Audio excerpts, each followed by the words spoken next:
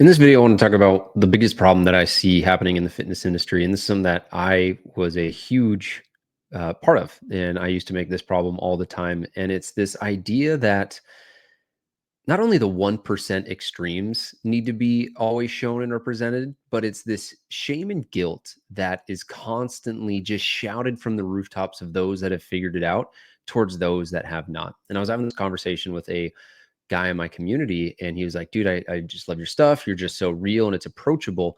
And this was a shift that I intentionally made 2 years ago. If you don't know who I am, my name is Paul Clingan, and I do Star Wars themed workouts and really just try and make things as fun as possible. I've built a small little community over on my Instagram page, about 80,000, 88,000 people there.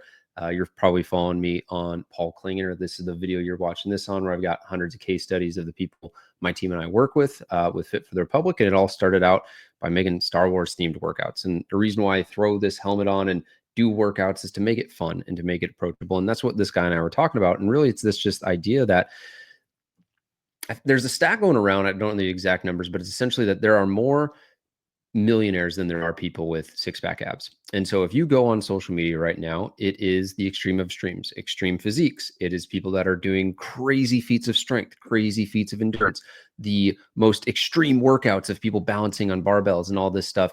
And for someone that is fit, yeah, it's kind of cool. It's kind of fun to push yourself, but 70% of the population is overweight or obese. 27% of people in a healthy BMI are actually pre-diabetic. And yeah, they might look healthy, but the point I'm getting at here, just from a number standpoint, is that for a lot of people, that's not realistic in their mind.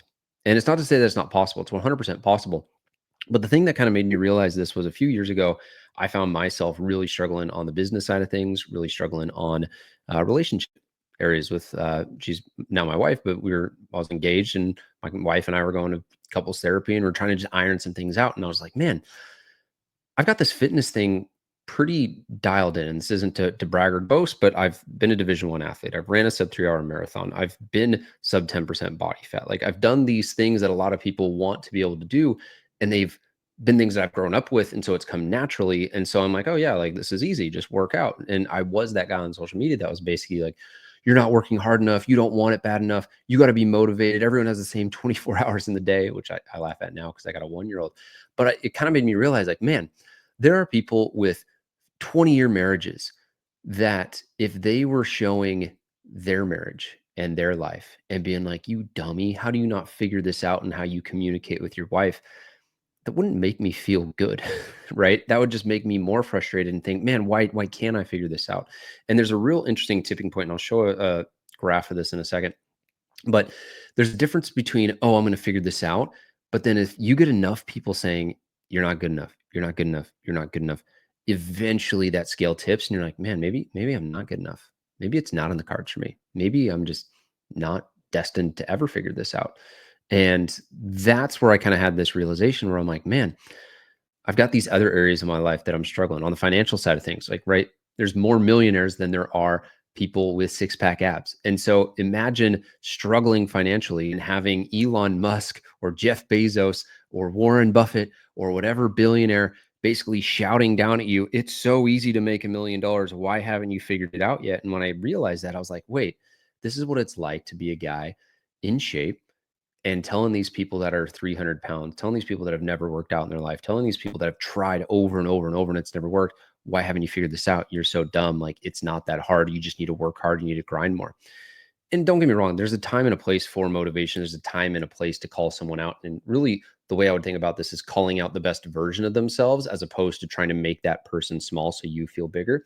But what I just kind of realized is, like, man, you've got to make it approachable. And I want to share this screen because I think this is going to be a really helpful visual for this.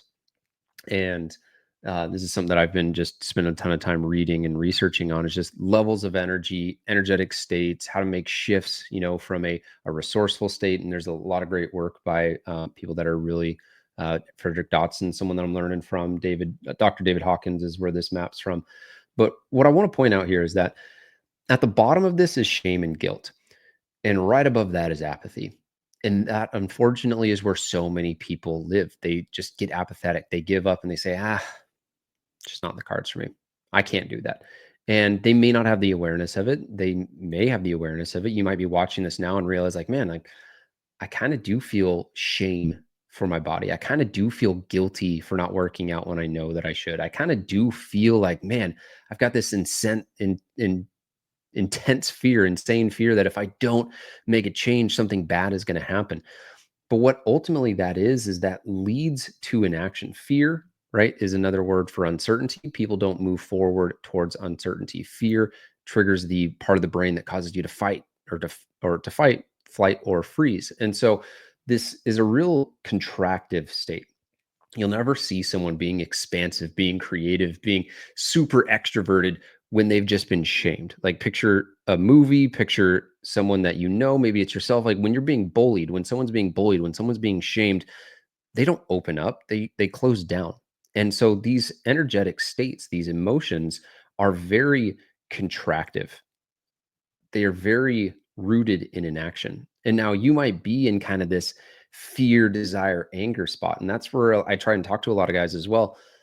Fear will get you started, right? Fear of what the doctor says about your blood pressure will get you moving. Fear that you're never going to find the girl that you want to marry because you just got dumped by someone based off, what you interpret as your appearance and how you carry yourself.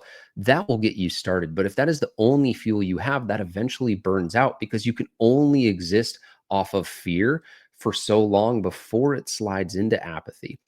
And then you get angry, right? Maybe you ramp yourself up. You're like, oh, why can't I figure this out? Right. And then you've got this big, huge ego. And I love that pride is right here. It's right above the line of courage, right below the line of courage, because pride is your ego. It's the thing that keeps you safe. And so many people would rather keep their ego in check and lose than say, man, I don't know what I'm doing. I need help. I'm going to go and look for support and ultimately win. But you've got to be able to sacrifice that pride and lay that pride down. And unfortunately, a lot of guys can't. And I think that's why a lot of guys ultimately end up staying stuck. But again, to bring it back to the point of this video, a big problem with the fitness industry is everyone just sits here and just guilts and shames and fear mongers, right? And creates this desire of, oh, you're never going to be where I'm so great. And they make themselves this hero of the story. And I've really tried to, in all of my content, really call out the best version of someone, inspire them to be, Captain Rex or Mando or, train like Darth Vader or whatever character they're into, just to make it more approachable and help them realize like they can go on their hero's journey. Because if you don't ultimately get to the point of courage, you're always going to feel in this contracted, stressed, and eventually inactive state. And this is why I think the most important character trait that you can develop in all of this is courage, is being able to say, man, I'm terrified of going to the gym. I'm terrified of failing. I'm terrified of what my friends will say if I start trying to eat better, but I'm going to take action in spite of fear. That's what courage is, right? And when I talk about people training like a trooper, it's training like someone that is courageous. It's training like someone with discipline. It's training like someone with, willingness, acceptance. And, you get into these higher levels of awareness. I don't think this is necessarily relevant to health and fitness, though joy, peace, and love are definitely things to aspire towards. The thing that I wish more of the fitness industry would get away from is less here and more here, right? Neutrality, looking at the scale and just being like, man, scale doesn't show what I want it to show, but that doesn't mean that I can't continue to show courage and step up as the version of myself that I want to be. I want to keep actually coming back to this real quick. Willingness. Are you where you want to be? No. But are you willing to learn? Are you willing to lay down your ego? Are you willing to stay consistent? That's the kind of character trait that you want to be. One of the things I always try and remind myself when I'm doing meditation and affirmation is just the idea of I am willing to receive, these goals that I have, right? I'm willing to do the work because what that really is communicating is that I'm open not only to receive it, but to become the person that does the work to earn that, right? And everyone is capable of earning or deserving, but there's got to be a level of action and input that happens here. And that's why, again, it's so important to get out of this inaction state, to get out of these inaction emotions, whether that's therapy. I've done therapy, whether that's hiring coaches. I've hired coaches, whether that is, spending a lot of time journaling and meditating. I've spent a lot of time journaling and meditating, traveling solo, really getting clear on, man, like, what are the versions of myself that I want to be? And what are the parts of myself that are limiting beliefs that ultimately shame and give me this guilt and fear that I'm never going to figure it out? And I think, to wrap this video up, if you can really be aware of the content you're consuming, that's going to be one of the best ways to tune your brain and really start to shift how you see yourself, how you see your potential, how you see what's possible. And your brain, is like a TV station.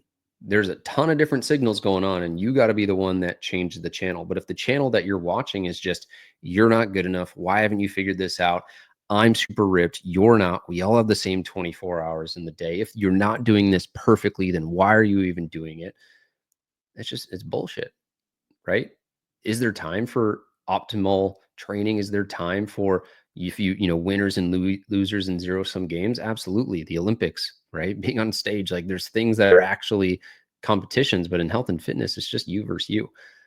There's no limit to how many people can be in the best shape of their life. There's no limit to how much you can transform your life and your body by improving yourself 1% day after day. But it's just got to start with choosing courage and being willing to learn, willing to go through the hard stuff, willing to persevere. And if you're willing to do that, you can achieve anything you want to, right? And I talked about earlier the belief of like, oh man, if all these billionaires were saying, why can't you make a million? Even right now, I'm aware that I don't think that that's possible, right? Like technically it is humanly possible for me to do the inputs that would, build this crazy tech company.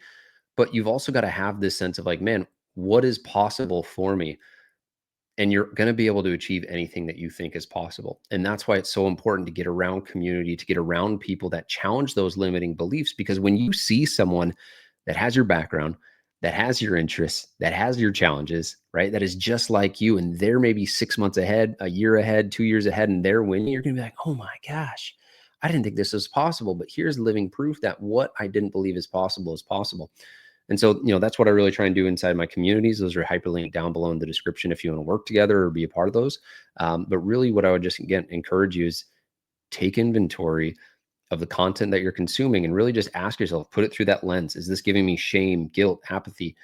Have some awareness and do some of that inner work to also recognize where are you projecting that on yourself versus just internalizing what people are saying and saying, oh, they mean this. Try and approach it with neutrality, which is a little bit higher up on that sheet. But I think you can win. I believe anyone watching this can have the health and life that they want, but you've got to get out of that inactive state, which is that shame, guilt, and apathetic state. So if you've got any comments, drop them down below, and I'll catch you guys in the next video.